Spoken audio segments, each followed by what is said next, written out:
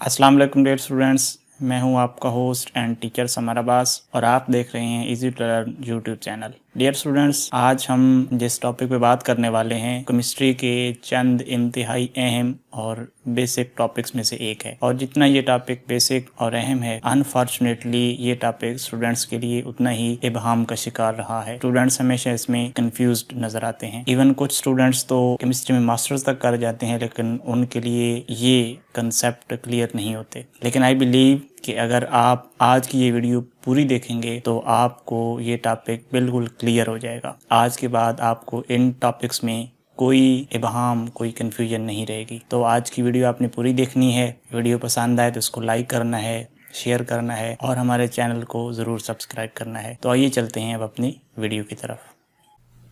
जी dear students, तो सबसे पहले हम बात कर लेते हैं एटम क्या है।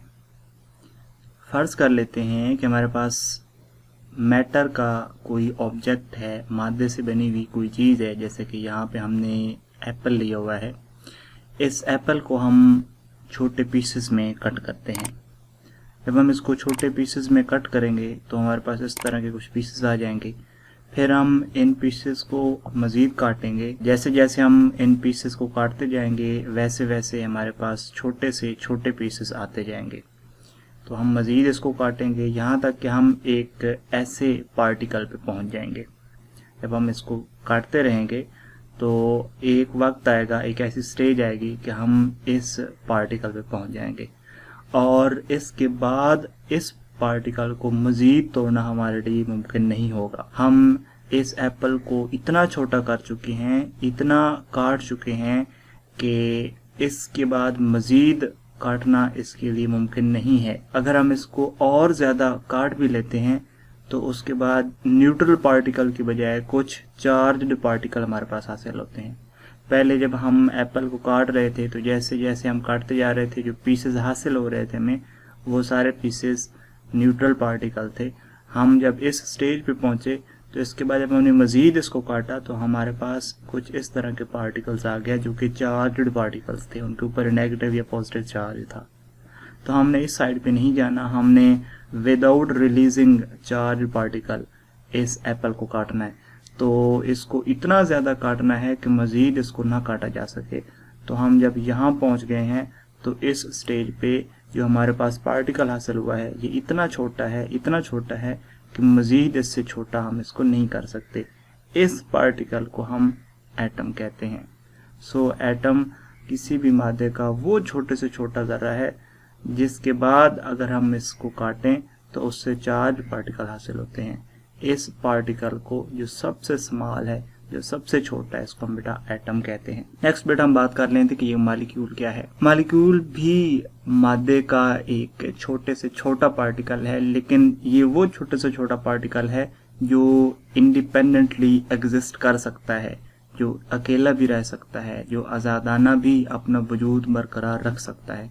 तो मादे का ऐसा स्मॉलेस्ट पार्टिकल जो इंडिपेंडेंटली रह सके, जो अकेला भी रह सके, जो अकेला भी अपना वजूद बरकरार रख सके, उसको हम मॉलिक्यूल कहते हैं। जैसे मिसाल के तौर पर हमारे पास ऑक्सीजन O2 का एक मॉलिक्यूल है, ये अकेला एग्जिस्ट कर सकता है। इसी तरीके से हमारे पास हाइड्रोजन का एक मॉलिक्यूल है H2, 2 एटमों पर मुश्तमिल है, ये अकेला अपना वजूद बरकरार रख सकता है। इसी तरीके से हमारे पास N2 नाइट्रोजन गैस का मॉलिक्यूल हमारे पास है। इसी तरीके से हमारे पास कार्बन डाइऑक्साइड का एक मॉलिक्यूल है जिसमें 3 एटम्स हैं, ये भी अकेला एग्जिस्ट कर सकता है। इसी तरीके से हमारे पास अमोनिया का एक मॉलिक्यूल है जिसमें 4 एटम्स हैं। और इसी तरीके से हमारे पास H2O का एक मॉलिक्यूल है जिसमें 3 एटम्स हैं और ये भी अकेला अपना वजूद बरकरार रख सकता है। इसके अलावा हमारे पास कुछ और भी मॉलिक्यूल्स हैं। जैसे मिसाल के तौर पर हमारे पास हीलियम है, नियॉन है, क्रिप्टॉन है, रेडॉन है, जीनॉन है। ये भी मॉलिक्यूल हैं क्योंकि ये भी अकेले रह सकते हैं, ये भी इंडिपेंडेंटली एग्जिस्ट कर सकते हैं। अगरचे ये सिर्फ एक एटम पे मुश्तमिल हैं। जो हमने इससे पहले मॉलिक्यूल देखे हैं वो हम देख रहे थे कि वो एक से ज़्यादा एटम्स पे मुश्तमिल थे, लेकिन ये जो मॉलिक्यूल हैं सिर्फ एक एटम पे मुश्तमिल हैं। तो क्या एक एटम पे मुश्तमिल पार्टिकल को हम मॉलिक्यूल कह सकते हैं? बिल्कुल कह सकते हैं। अगर वो अकेला एग्जिस्ट कर सकता है तो हम उसको मॉलिक्यूल कहेंगे। जो कि helium, neon, krypton, radon, Xeon वगैरह अकेले इंडिपेंडेंट एग्जिस्ट कर सकते हैं, लिहाजा ये मॉलिक्यूल है। क्या ये एटम है या मॉलिक्यूल है? तो बच्चों, helium, neon, krypton, radon, Xeon ये एक ही वक्त पे एटम भी हैं और एक ही वक्त पे मॉलिक्यूल भी हैं।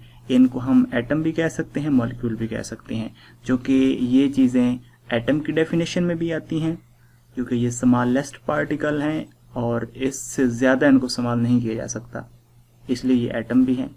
और जो मॉलिक्यूल भी हैं, क्योंकि ये ऐसे स्मॉलेस्ट हैं जो अकेले एग्जिस्ट कर सकते हैं, इंडिपेंडेंट एग्जिस्ट कर सकते हैं, सो ये मॉलिक्यूल भी हैं।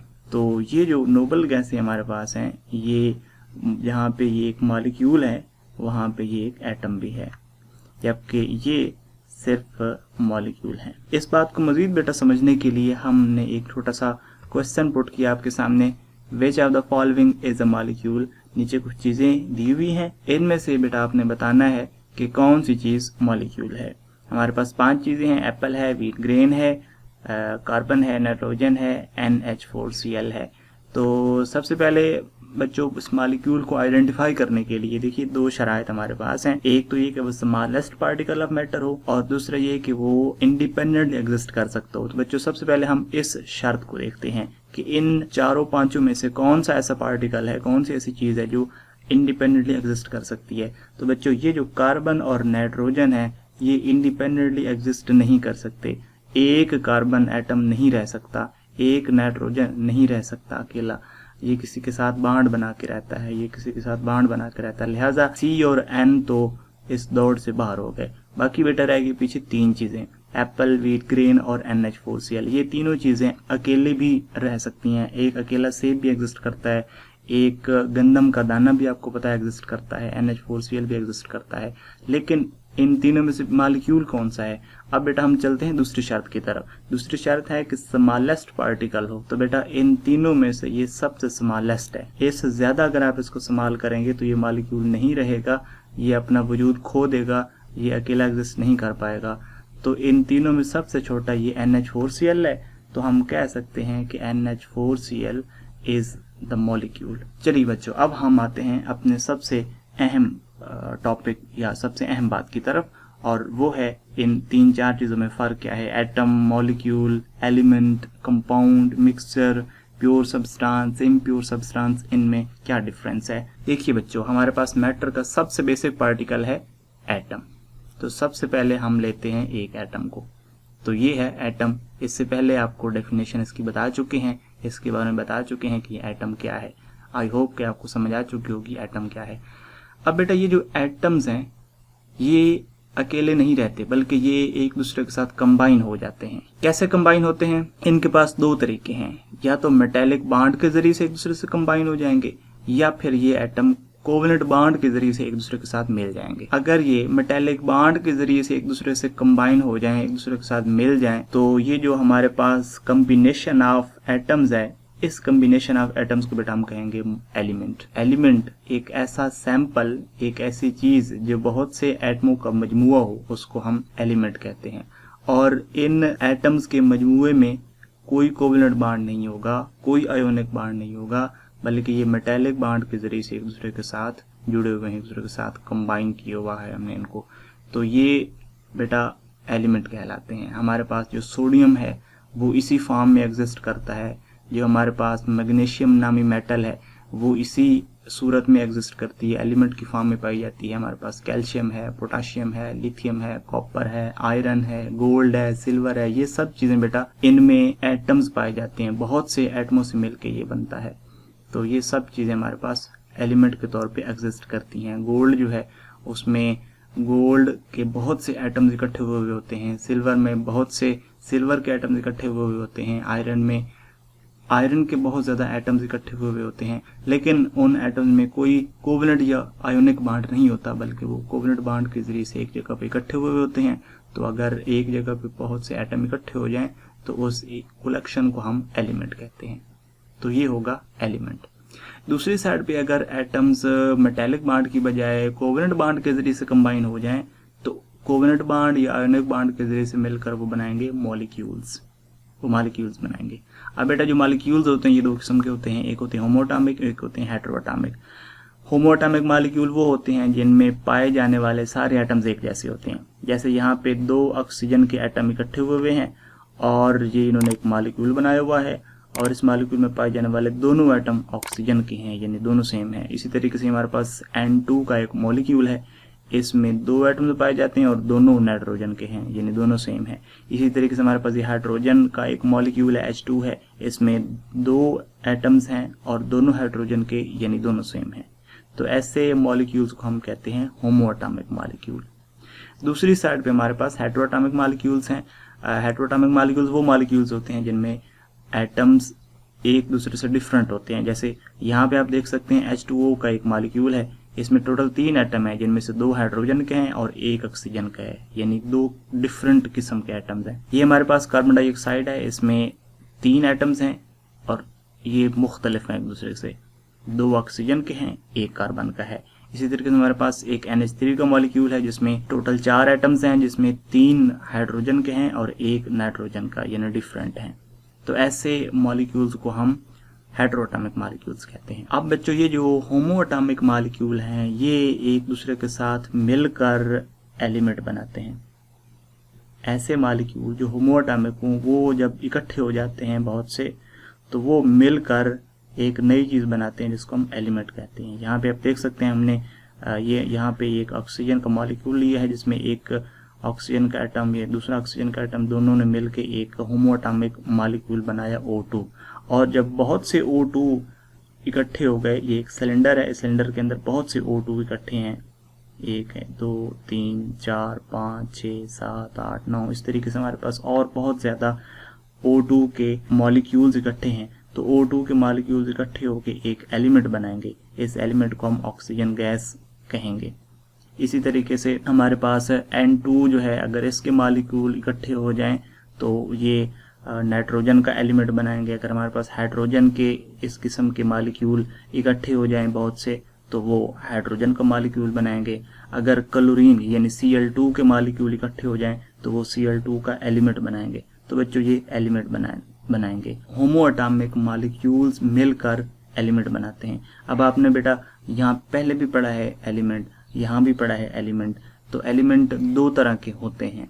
एक वो एलिमेंट होते हैं जो एटम्स पे मुश्तमिल होते हैं, उनमें कोई कोवेलेंट या आयोनिक बॉन्ड नहीं होता, वो एटम्स पे मुश्तमिल होते हैं। और एक एलिमेंट वो एलिमेंट होते हैं जो एटम्स पे मुश्तमिल नहीं होते बल्कि मॉलिक्यूल्स पे मुश्तमिल होते हैं, वो होमोएटॉमिक मॉलिक्यूल्स पे मुश्तमिल होते हैं। जैसे मिसाल के तौर पे O2 का एलिमेंट जो है वो O2 के मॉलिक्यूल पे मुश्तमिल है, नाइट्रोजन का जो एलिमेंट है वो N2 के मॉलिक्यूल पे मुश्तमिल है, हाइड्रोजन का जो एलिमेंट है वो H2 के मॉलिक्यूल्स पे मुश्तमिल है। तो एलिमेंट्स 2 किस्म के हो सकते हैं, या मॉलिक्यूल वाले हो सकते हैं जो मॉलिक्यूल्स पे मुश्तमिल होंगे, या वो एटम्स पे मुश्तमिल होंगे। तो 2 तरह के एलिमेंट पाए जाते हैं। तो ये तो था जब होमोएटॉमिक मॉलिक्यूल मिलेंगे तो एलिमेंट बनेगा। लेकिन अगर हेटेरोएटॉमिक मॉलिक्यूल बहुत से मिलेंगे तो उसके नतीजे में कंपाउंड बनेगा। जैसे मिसाल के तौर पे यहाँ हमने एक मॉलिक्यूल लिया हुआ है, हेटेरोएटॉमिक मॉलिक्यूल, जिसमें ये 2 हाइड्रोजन के एटम है और 1 ऑक्सीजन का एटम है। तो इन्होंने मिलकर एक मॉलिक्यूल बनाया पानी का। ये पानी का मॉलिक्यूल एक हेटेरोएटॉमिक है। और जब हेटेरोएटॉमिक मॉलिक्यूल्स बहुत ज़्यादा इकट्ठे हो जाएंगे तो उसके नतीजे में एक कंपाउंड बनेगा और उस कंपाउंड का नाम होगा वाटर। अगर हेटेरोएटॉमिक मॉलिक्यूल इकट्ठे हों तो कंपाउंड बनता है, और अगर होमोएटॉमिक मॉलिक्यूल इकट्ठे हों तो एलिमेंट बनता है। एलिमेंट एक नहीं 2 किस्म के होते हैं, एक होमोएटॉमिक मॉलिक्यूल से मिलकर बनते हैं और एक सिर्फ एटम से मिलकर बनते हैं, उसमें मॉलिक्यूल नहीं होते। तो जितने भी मेटल्स हमारे पास हैं वो सारे एलिमेंट हैं, प्योर मेटल जो हैं वो एलिमेंट हैं। और ये कौन से एलिमेंट हैं? ये वाले एलिमेंट हैं जो एटमों से मिलकर बनते हैं। और इसके अलावा हमारे पास कुछ और भी एलिमेंट हैं, जैसे ऑक्सीजन गैस है, नाइट्रोजन गैस है, हाइड्रोजन गैस है, क्लोरीन गैस है, फ्लोरीन है, ब्रोमीन हमारे पास है। तो ये सारे वो एलिमेंट हैं जो मॉलिक्यूल पे मुश्तमिल हैं। तो अगर होमोएटॉमिक मॉलिक्यूल मिलेंगे तो ये वाले एलिमेंट बनेंगे, और अगर हेटेरोएटॉमिक मॉलिक्यूल मिलेंगे तो ये वाले कंपाउंड बनेंगे। अब बच्चों अगर एक से ज़्यादा कंपाउंड्स को मिला दिया जाए, एक से ज़्यादा कंपाउंड्स इकट्ठे हो जाएं, तो उससे बेटा मिक्सचर बन जाता है। जैसे हमारे पास फर्ज कर लें ये एक कंपाउंड है वाटर का, एक और कंपाउंड हमारे पास है फर्ज कर लें और कार्बन डाइऑक्साइड का। तो कार्बन डाइऑक्साइड, ये कार्बन डाइऑक्साइड हमने ली हुई है जिसमें ये ग्रीन एक एटम है, तो इसमें कार्बन डाइऑक्साइड और वाटर, 2 सिलेंडर थे, एक में H2O भरा हुआ था, एक में CO2 भरा हुआ था। हमने दोनों सिलेंडरों को मिला दिया, मिक्स कर दिया, तो उसके नतीजे में हमारे पास एक और बड़ा सिलेंडर आ जाएगा। उसमें जो बेटा चीज़ पाई जाएगी वो मिक्सर होगा, क्योंकि मिक्सर बनता है कंपाउंड से मिलकर। तो H2O कंपाउंड और हमारे पास दूसरा था CO2 का कंपाउंड, तो ये दोनों कंपाउंड मिलके जब मिले तो इन्होंने एक नई चीज़ बनाई, उस नई चीज़ को हम बेटा कहते हैं मिक्सर। ठीक है, तो अब हम आते हैं कि ये प्योर सब्सटेंस और इम्प्योर सब्सटेंस क्या होता है। बेटा ये जो मिक्सर है इसको इम्प्योर सब्सटेंस कहते हैं, impure substance. Mixer is the impure substance. इसके अलावा ये जो 3 चीज़ें हैं, ये वाला एलिमेंट प्लस ये वाला कंपाउंड, ये 3 चीज़ प्योर सब्सटेंस कहलाती हैं। इसको भी प्योर सब्सटेंस कहते हैं, इसको भी प्योर सब्सटेंस कहते हैं, इसको भी प्योर सब्सटेंस कहते हैं। तो एलिमेंट या कंपाउंड को प्योर सब्सटेंस कहेंगे, जबकि मिक्सर को इम्प्योर सब्सटेंस कहेंगे। आई होप बेटा आपको ये कंसेप्ट क्लियर हो गया होगा कि एटम क्या होते हैं और एलिमेंट क्या होते हैं। याद रखिएगा, element is the combination of atoms और it is combination of homoatomic molecules, जबकि कंपाउंड बच्चों क्या है, it is the combination of heteroatomic molecules. And what is mixture, it is the combination of different compounds. जब compounds मिलते हैं तो mixer बनता है। मिक्सर इम्प्योर सब्सटेंस है, जबकि कंपाउंड और एलिमेंट जो हैं ये प्योर सब्सटेंस कहलाते हैं। आई होप बच्चों आपको समझ आ चुकी होगी। फिर भी अगर आपको कोई समझने में कोई भी प्रॉब्लम हो, कोई भी मुश्किल हो, तो आप कमेंट सेक्शन में लिखिएगा, हम आपको रिप्लाई करेंगे। Thank you very much.